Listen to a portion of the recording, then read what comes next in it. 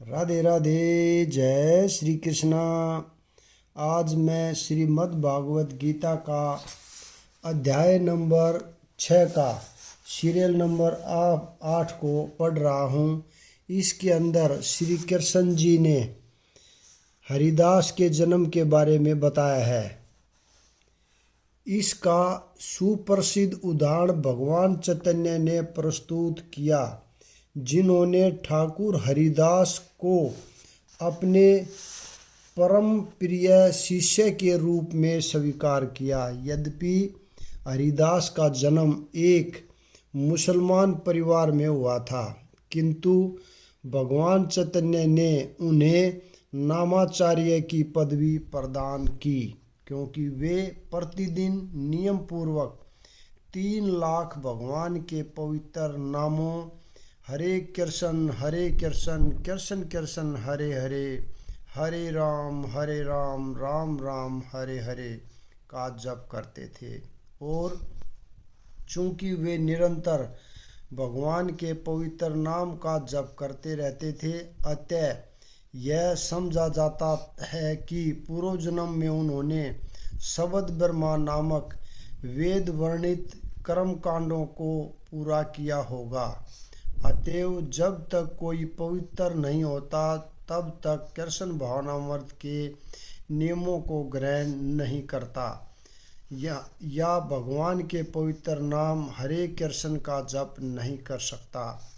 और जब योगी समस्त कल्मश से शुद्ध होकर सच्ची निष्ठा से आगे प्रगति करने का प्रयास करता है, तो अंतोगत्वा अनेकानेक जन्मों के अभ्यास के पश्चात सिद्धि लाभ करके वह परम गंतव्य को प्राप्त करता है।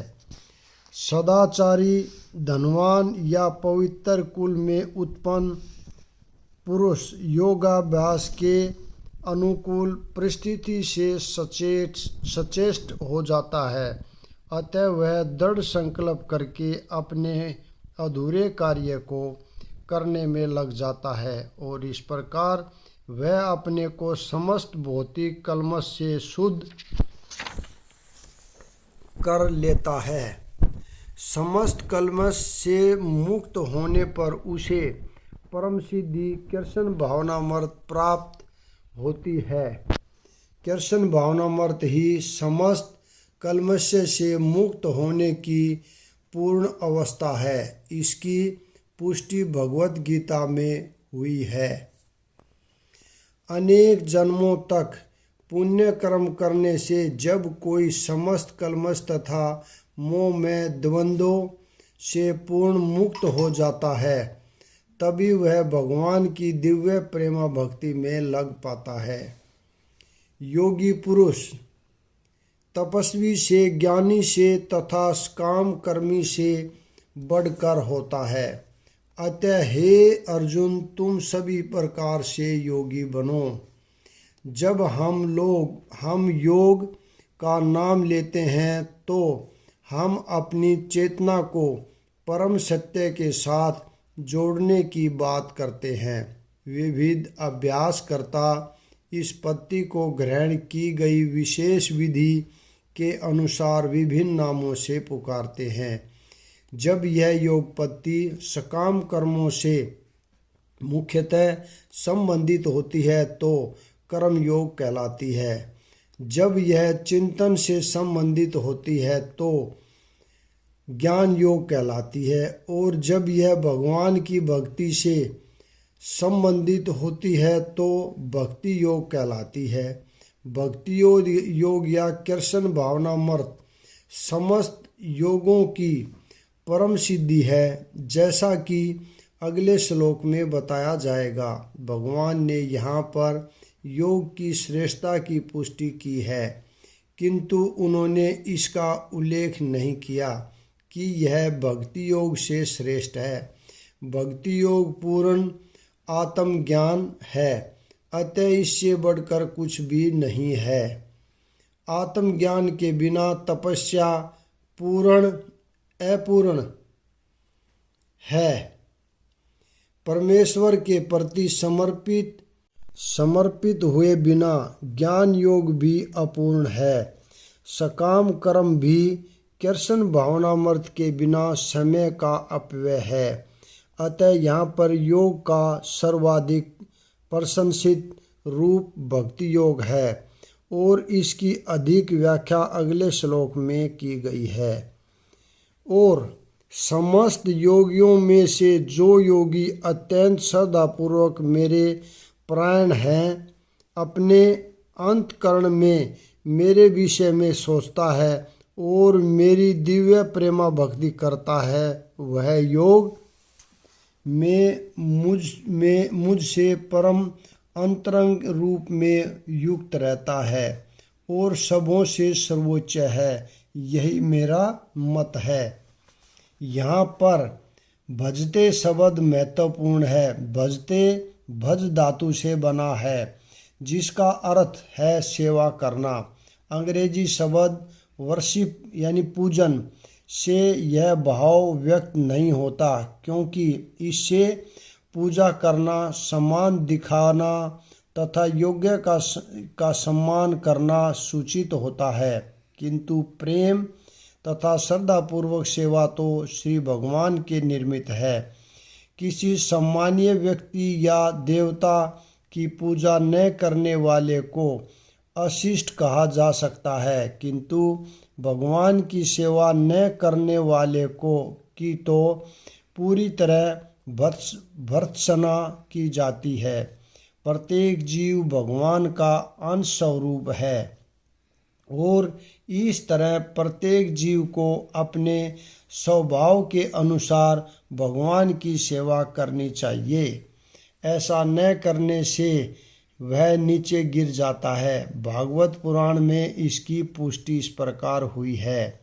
जो मनुष्य अपने जीवनदाता आद्य भगवान की सेवा नहीं करता और अपने कर्तव्य में शिथिलता बरतता है, वह निश्चित रूप से अपनी स्वाभाविक स्थिति से नीचे गिरता है। भागवत पुराण के इस श्लोक में भजंती शब्द व्यवहित हुआ है। भजंती शब्द का प्रयोग परमेश्वर के लिए ही प्रयुक्त किया जा सकता है, जबकि वर्शिप यानी पूजन का प्रयोग देवताओं या अन्य किसी सामान्य जीव के लिए किया जाता है। इस श्लोक में प्रयुक्त अवजानन्ति शब्द भगवत गीता में भी पाया जाता है।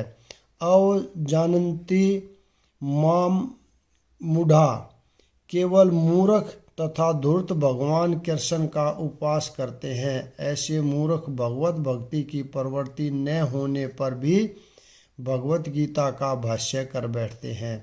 फलतः वे भजंती तथा वर्शिप पूजन शब्दों के अंतर को नहीं समझ पाते।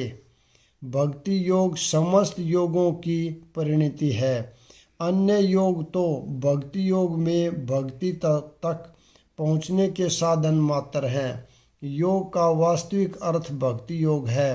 अन्य सारे योग भक्ति योग रूपी गंतव्य की दिशा में अग्रसर होते हैं।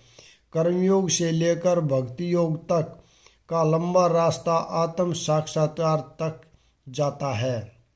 निष्काम कर्मयोग इस रास्ते का आरंभ है। जब कर्मयोग में ज्ञान तथा वैराग्य की वृद्धि होती है तो यह अवस्था ज्ञान योग कहलाती है।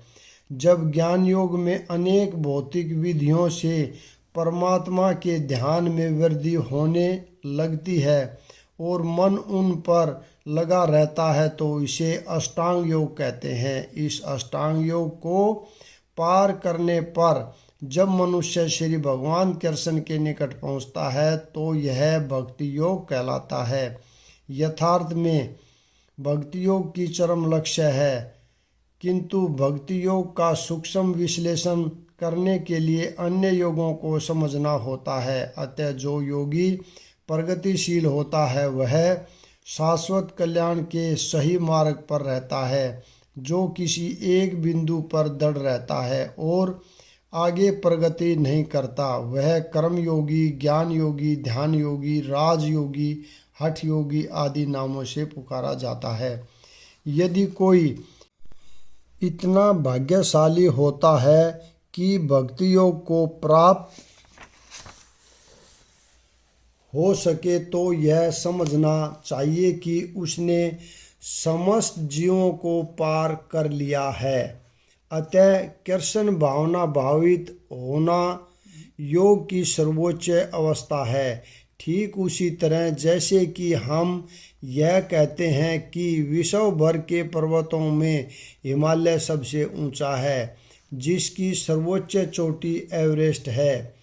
कोई बिरला भाग्यशाली ही वैदिक विधान के अनुसार भक्ति योग के पथ को स्वीकार करके कृष्ण भावना भावित हो पाता है। आदर्श योगी श्याम सुंदर कृष्ण पर अपना ध्यान एकाग्र करता है, जो बादल के समान सुंदर रंग वाले हैं, जिनका कमल सदृश मुख सूर्य के समान तेजवान है, जिनका वस्त्र रत्नों से प्रभावपूर्ण है और जिनका शरीर फूलों की माला से सुशोभित है। उनके अंगों को प्रदीप्त करने वाली उनकी ज्योति ब्रह्मा ज्योति कहलाती है। वे राम, नरसिंह, वराह तथा श्री भगवान कृष्ण जैसे विभिन्न रूपों में अवतरित होते हैं। वे सामान्य व्यक्ति की भांति माता यशोदा के पुत्र रूप में जन्म ग्रहण करते हैं और कृष्ण, गोविंद तथा वासुदेव के नाम से जाने जाते हैं। वे पूर्ण बालक, पूर्ण पति, पूर्ण सखा तथा पूर्ण स्वामी हैं और वे समस्त ऐश्वर्यों तथा दिव्य गुणों से ओतप्रोत हैं। श्री भगवान ने इन गुणों से पूर्णता अभिंग रहता है, वह सर्वोच्च योगी कहलाता है। योग की यह सर्वोच्च दशा केवल भक्ति योग से ही प्रदान की जा सकती है, जिसकी पुष्टि वैदिक साहित्य से होती है।